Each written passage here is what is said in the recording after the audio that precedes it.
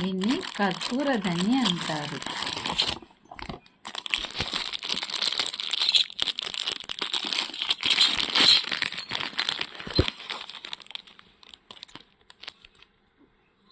దీనిలో కర్పూరం వేసి ప్లగ్లో పెట్టాలి. ఇప్పుడు స్మెల్ వస్తుంది. ఈ స్మెల్ చూడటం వల్ల చిన్న పిల్లల్లోని పెద్దవాళ్ళు